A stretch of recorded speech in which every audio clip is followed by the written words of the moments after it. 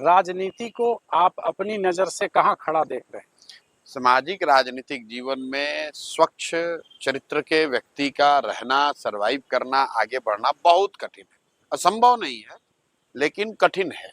और अक्सर मेरे से भी ये लोग सवाल करते हैं, आप गांधी जी को मानते हैं, गांधी जी को फॉलो करते हैं? तो मैं कहता भी हूँ कि भाई हम लोगों की आज के दौर में हमारी इतनी चारित्रिक शुद्धता, इतनी ताकत नहीं है कि मैं ये कह सकूं कि मैं गांधी जी को फॉलो करता हूं।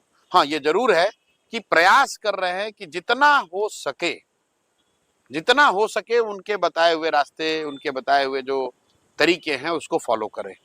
तो बिल्कुल कठिन है, और मैं ये दावा नहीं करता हूं कि हम लोगों में कोई कमी नहीं है। बहुत सारी कमियां हैं, सीख रहे हैं, सीखने का प्रयास कर रहे हैं, लेकिन नियत ठीक है।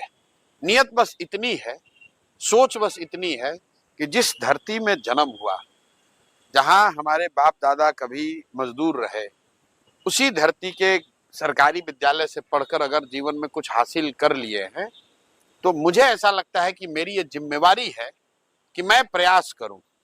सफलता मिलेगी नहीं मिलेगी इसकी कोई महत्ता नहीं है मेरे लिए। मैं आपको बिल्कुल ये बताऊं, मैं रोज कहता हूं लोगों से कि आप ये चर्चा कर रहे हैं कि प्रशांत किशोर सफल होंगे कि नहीं होंगे। चर्चा आपको ये करनी चाहिए कि ये प्रयास होना चाहिए कि नहीं होना चाहिए बिहार में। क्योंकि बिहार को सुधारने का जो प्रयास है, वो चाहे आप करें या हम करें, आज हो या 10 वर्ष के बाद, करना तो किसी न किसी बिहार के आदमी को ही पड़ेगा। बिल्कुल। और सुधार की जरूरत क्यों है?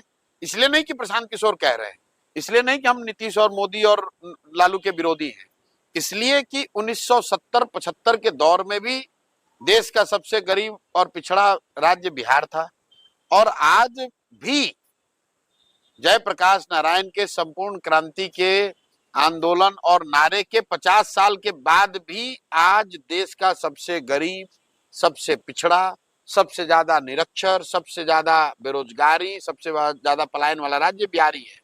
तो परिवर्तन तो, बदलाव तो होना ही चाहिए। अब बदलाव करेगा कौन? तो भाई कोई ना कोई बिहार का लड़का करेगा। मैं समझता हूं कि अगर मेरी हिम्मत नहीं पड़ेगी तो किसकी पड़ेगी?